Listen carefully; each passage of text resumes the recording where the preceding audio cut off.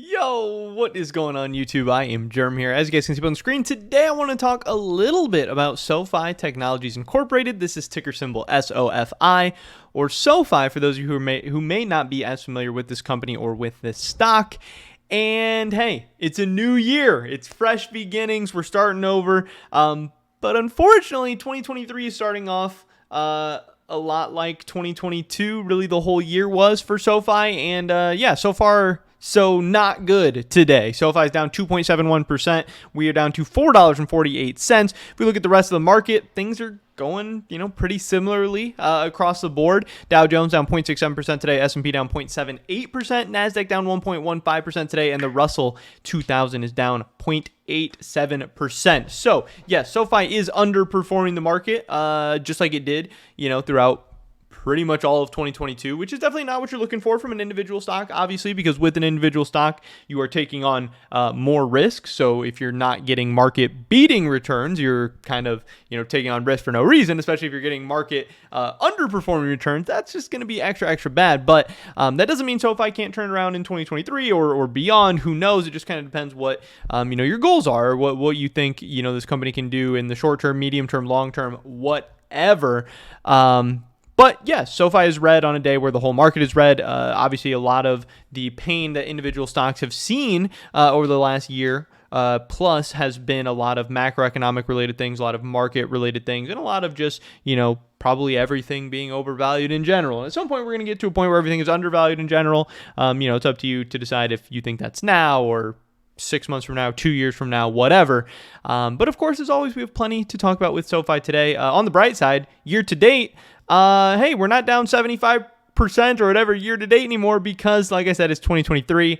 Unfortunately, this is the year to date graph. At this point, we are still down year to date, but hey, being down 3.25% year to date is a heck of a lot better than being down the 70% year to date that we're looking at in December of 2022. But couple posts from the SoFi stock subreddit. Just kind of wanted to bring in a big reminder here with this post. When SoFi was at $21, investors in this subreddit laughed at the thought we could reach $14 again. They link to an old post where they say, I want to buy more shares of SoFi at $14.50. And people, top comment is, LOL, you're a fool. Only place you'll see for SoFi at $14.50 is in your dreams. And again, remember, this is a year ago. I don't know if this says the date on it or anything, but this had, no upvotes and things were not necessarily looking good. But now we're at $4.48. Now people are wishing it was at $14.50. That'd be like 3x from here. So I want to bring this up for multiple reasons. Like, one, remember during those good times, things can always get worse, and things probably will get worse. However great things are going, things are probably going to return to normal at some point. But also, I think this can be used to kind of put into perspective things on the downside as well. Look back to every major market crash that the United States stock market has ever had over the past however many years, and however bad things have seemed or even been in the moment, things have always rebounded and things have always come back. And like I said, that doesn't mean we're at the bottom today. That doesn't mean things are going to be amazing anytime soon, or that things are going to get better for sure from here or anything like that. Especially, like I said, for an individual company. Who knows what SoFi is going to be able to do over the next couple of years. But just like, they're making fun of the people who said, hey, it'll never be $14.50 at some point, it's very, very possible that you could be making fun of people who said, hey, SoFi would never get back to 10 or 12 or 20 or whatever.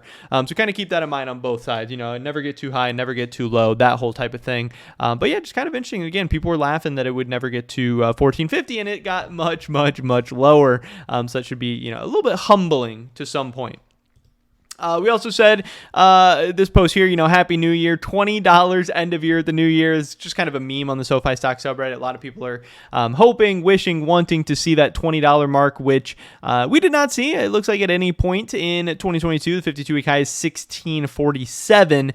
But again, it is crazy that as long ago as November of 2021, which really wasn't all that long ago. So if I was at $20, it was also $22.57 in November. It was $23 in June of 2021, and it was $25.14 in January of 2021. I mean, it's just, again, less than 2 years ago, we were seeing some of these very, very big, crazy prices, and now being at $446 is crazy, and has been, just quite the ride we've been on over the past couple of years. I did think that this was a good post posts as well, just kind of to see where the community is at this point, not necessarily just looking at the stock price, but looking at the actual business and how things are actually going for SoFi as the company. Because at the end of the day, that is going to, largely determine the overall success or failure of SoFi individually, obviously, regardless of the market state and macroeconomics and wars and everything else that's going on in the world. At some point, a lot of that stuff will fix itself or not fix itself or whatever, and then companies are going to move independent of each other based on hopefully what their actual business is doing. So last year in 2021, I asked SoFi when options would happen, and they said November of 2021. It took a year later to get done, and they still don't have level 1 options. So no level 1 options, no top tier credit cards, even with a bank license, no auto loans, etc. Kind of feel like things are pretty slow, even when they obtained a bank charter in early 2022. Just look at Chase or Amex credit card offerings. They had massive growth of new people from their credit card offerings, and SoFi is sitting there playing with their on a basic 2% credit card, which Citi and Wells Fargo already offer. Like, come on, it's 2023. This guy says, LOL, I'm happy they keep beating, earnings compared to the other SPACs. SoFi with Noto at the helm gives me confidence. Plus, they sent me a free hoodie. So, not the most confidence-inspiring post as the top comment there. With the expected economic slowdown in 2023, it's best to stay the course until Fed funds rate pivot. There's no need to add more risk by deploying CapEx and new things when earnings continue to beat expectations, which I think is a very fair point. And also, it's not like SoFi has been doing nothing. They have definitely rolled out plenty of new features throughout 2022, and they have, industry-leading, or maybe not industry leading, but towards the top of the industry in terms of like saving and checking account APY and stuff like that. So they are still, doing and offering a lot of cool things that are definitely bringing in people. Last comment here, kind of a long one. I'm a software engineer, so I'll give my perspective on the software side. I don't remember when SoFi promised options in 2021, but then again, I only started researching and then investing in December of 2021. Sometimes things take longer to expect it. It is always the case, but also it is a question of priorities. Perhaps they expected to start working on it in 2021, but never got around to it because they were working on integrating with Galileo, working on margin, and it pushed priority on options further. Similar to the dark mode. Probably no one cares about dark mode in the SoFi app right now, which I think is fair. Would be a nice quality of life, thing obviously to have had, but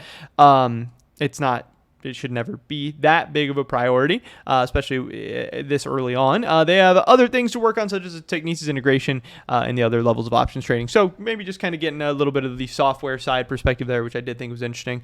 And finally, last thing I want to talk about was the overall valuation of SoFi, because this is a big thing, obviously, to whether or not you think SoFi is overvalued, undervalued, whether you think it's going up, down, sideways, whatever in 2023 and beyond, where Seeking Alpha makes a case that SoFi should be valued like a bank, not a growth stock, which obviously have two very, very different valuation metrics, and could explain some of the very, very volatile price movement we've seen for SoFi over the past 2 years, from $25, $26 down to $4, and everything in between. But Seeking Alpha says retail investors are thinking of SoFi as a tech growth stock, which is fair, I think. I think a lot of the, especially SoFi investors and people who really believe in the growth and the story of SoFi are seeing it as more of a tech growth stock. I see it as a bank and assess its valuation accordingly. SoFi is now an unsecured personal lender, and this warrants a higher cost of capital. I'm unconvinced SoFi has a sustainable moat in banking. I remain concerned with the lack of profitability and risk profile. Now, again, these are a lot of fair points, and I can absolutely see how someone could say this. I don't necessarily agree with all of it, but I definitely could see how somebody could make a lot of these claims.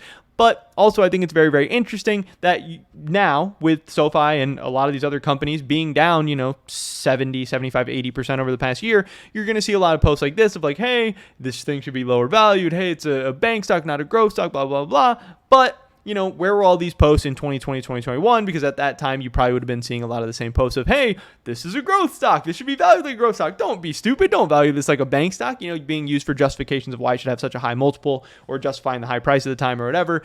So any statements, any articles, any, thing anyone puts out, you also have to put it in the context of just what's going on and the climate and everything like that. When things are good, people are going to be two on the good side. When things are bad, people are going to be two on the bad side. But this is definitely something to keep in mind, whether you are a fan of SoFi or not. Keep in mind and have some kind of opinion and understand both sides of this argument of whether or not you think SoFi is more of a growth stock, more of a bank stock, some kind of weird hybrid, maybe neither, who knows.